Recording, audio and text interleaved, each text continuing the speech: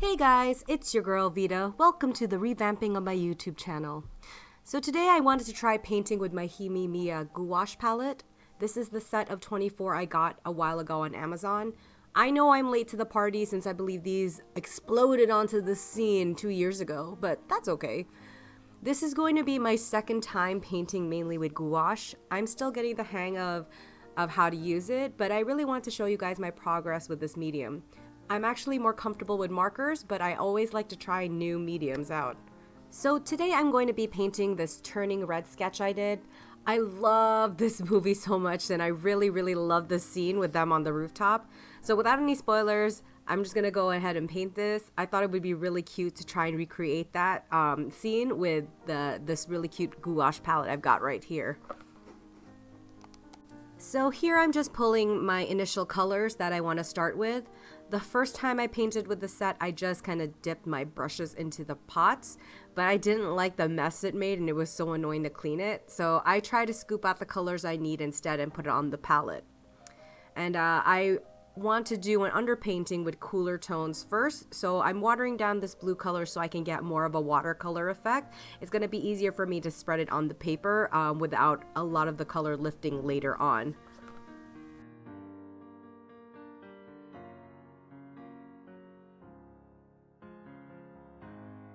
So I'm actually going to speed up a lot of this process here because I am a very slow artist, and in all honesty, I don't think you guys want to really sit here for 3 to 4 hours to watch me paint.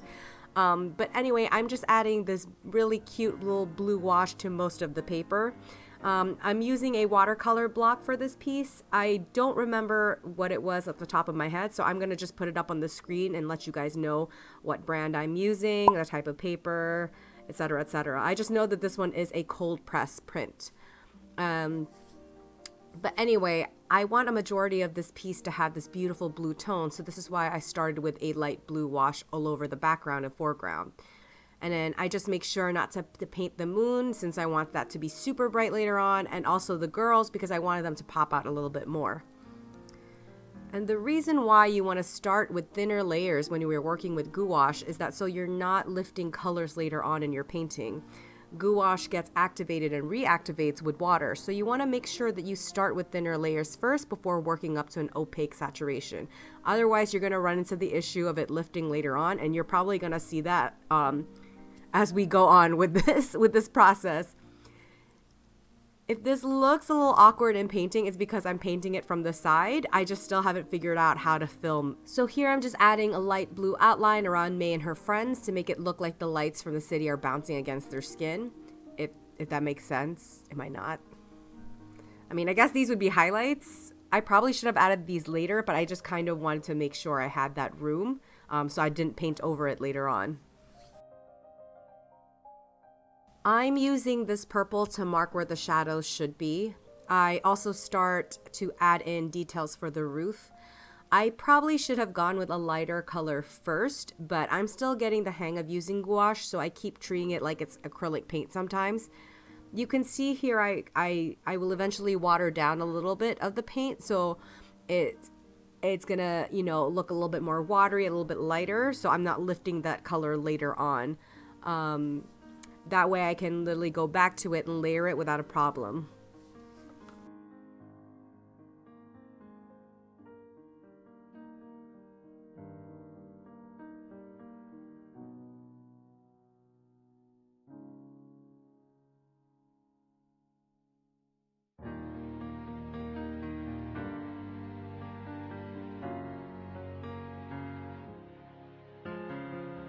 So now that I have the initial colors I wanted down, I can now focus on May and her friends.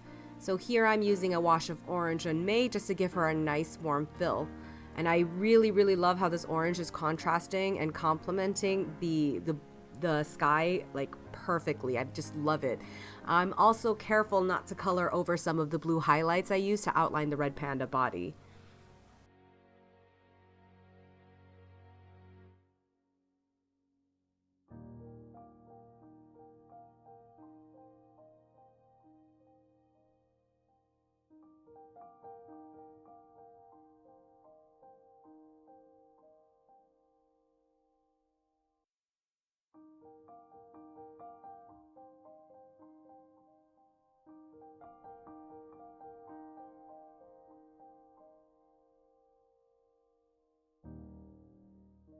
So what you guys don't see is that I do have to wait in between layers for the paint to fully dry before I can add more details. The nice thing is gouache does dry quickly enough, so I don't have to wait too long. Here I'm using a darker reddish brown color, which is still pretty watered down, so I can just put down the initial base colors for May and add where I think the shadows should go. I'm also using cold pressed paper, which really will help with the absorbency of the pigment and the water, so I don't have to wait too long in between layers drying.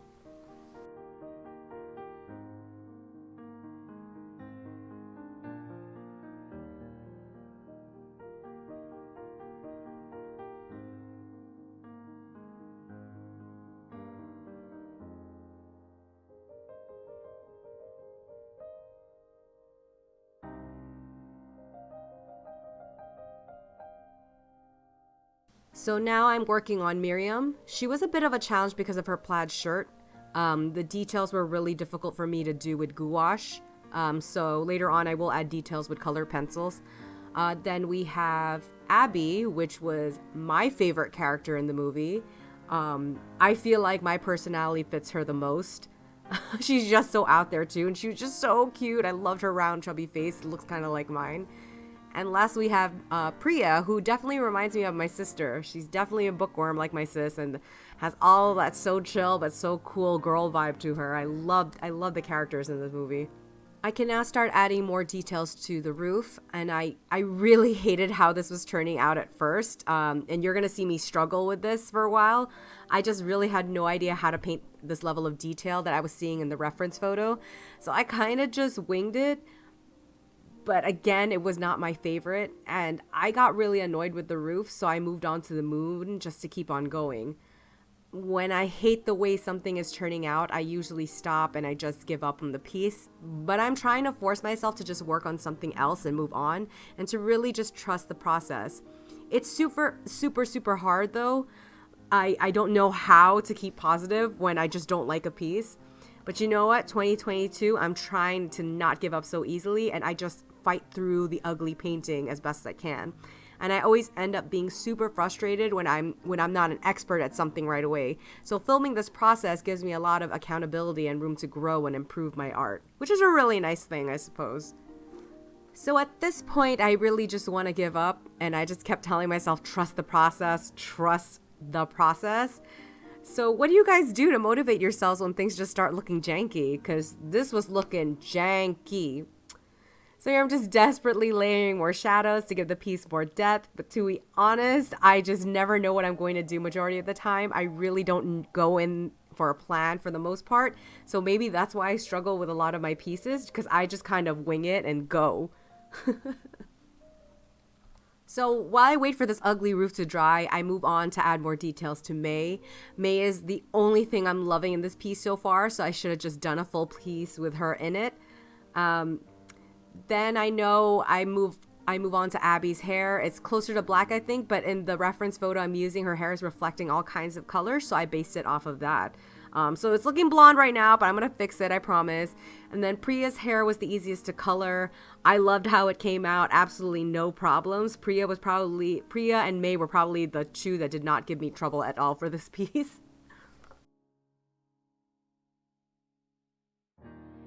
So which character was your favorite in Turning Red? I really loved May and her friends. I just thought it was such a good representation of a really dynamic group of girls lifting each other up and supporting each other. So it was hard for me to pick a character. I loved how they all had their individual personalities that made them so unique. They were also so secure about themselves and in their friendship.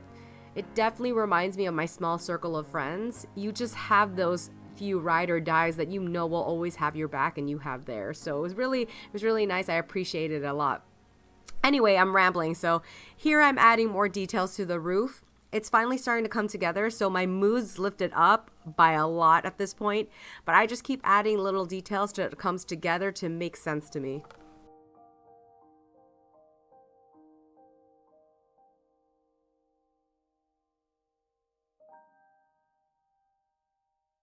So the nice thing about gouache, and I've said this before, is that it does dry quickly. So when I'm done working in one section, the next section is ready for me to paint. Now I'm adding more details onto the girls. This was one of my favorite parts of a piece, when I can finally start adding in layers of details to make the piece pop. With Abby's hair, I don't wait for the darker layer to dry completely. That way I can blend the edges out to a smooth transition. You're gonna see it right here. All I use is a little bit of water to dampen it, and then I smooth in that process to just not make it look like a sharp line on her head. This is supposed to reflect like kind of the light bouncing off. I had a little trouble here for skin tones. I didn't get Priya's skin tone quite right, but it's okay since I can adjust the colors later on with some color pencils. I also didn't color Miriam's right hand right away because her band was still wet, so I had to wait for it to dry first before I could paint her hand.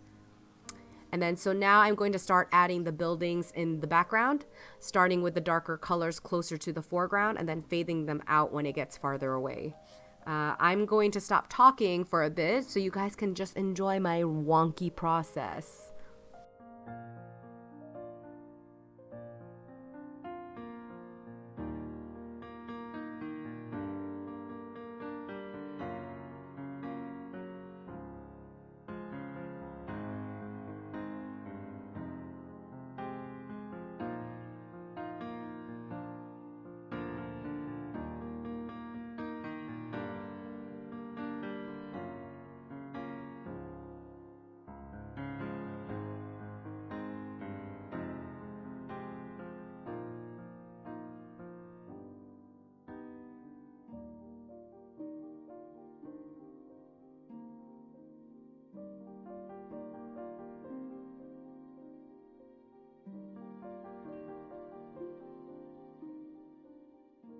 So here I'm just creating some highlights in the background where there are going to be a lot of strong lights. I didn't like how I initially did it because this tower and the concert arena should be really bright. So I initially did the rays from the arena and the tower, and then I changed my mind. So I did a light wash of this beautiful light yellow that I have in the areas I really wanted to pop out. And I think it turned out fantastic for the piece.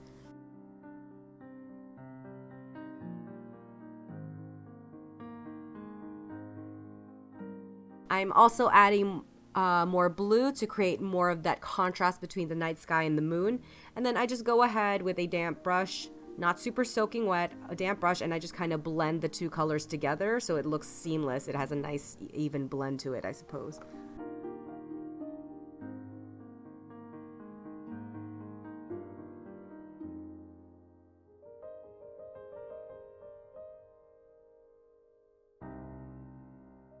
So once it's all dry, I can start filling in the details for the tower.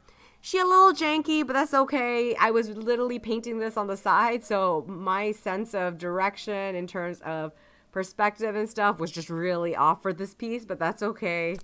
We'll make it work. And then I'm adding trees to the foreground to create more contrast to the piece. I'm really happy that it's starting to come together and it's looking less janky than when it was before.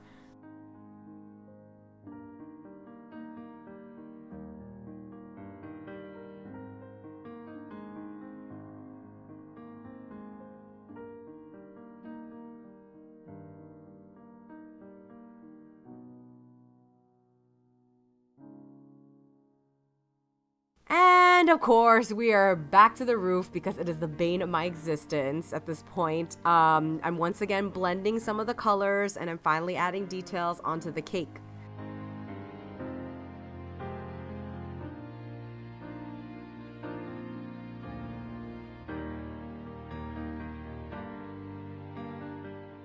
So to add more intricate details, because I have zero skill with gouache, I'm opting to use some colored pencils and watercolor pencils.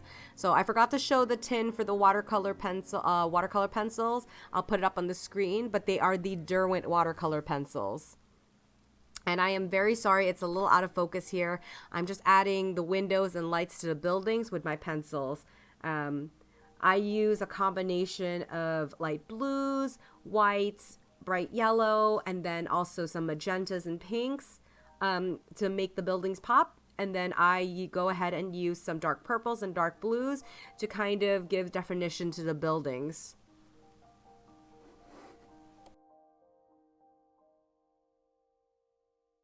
I love adding details to a piece. I know it's a lot of small details that aren't going to get picked up by the camera, but it really does make a difference when you see this piece finished. I also really love working with colored pencils because I get the most control from them. I also have the most experience with them, so this was a nice joy to change out of, especially when I struggled so hard with the gouache.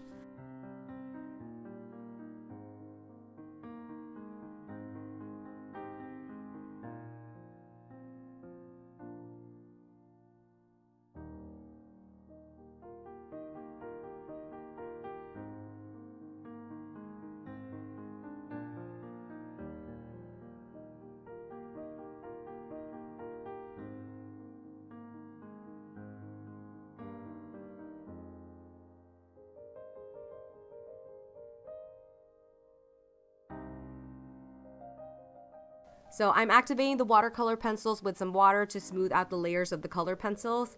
It was so much easier to do it this way than to keep layers of layering gouache on it. So maybe when I get better with gouache, I can do full paintings without other mediums to kind of make the details pop. Who knows?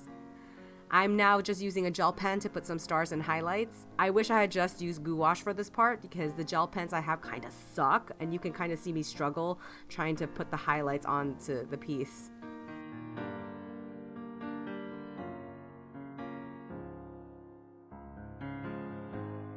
And now for the best part. It's peeling off that painter's tape. It is so satisfying, and I just love this clean border for this piece, which I think just makes it work so much better. It just looks so refined. I love it so much. Oh, so satisfying. So my camera died during the inking process, so unfortunately you guys don't get to see the line art part, but here I added some outlines to make the characters pop out more, and I absolutely love the results. This was definitely a challenging piece for me because I'm so new to the world of gouache. I may have to do simpler subjects for next time just so I can get used to the medium itself. But anyway, thank you guys so much for watching. If you like this video, please give me a thumbs up, leave a nice comment, and hit the subscribe button for more. I'll see you guys in my next video. Bye-bye!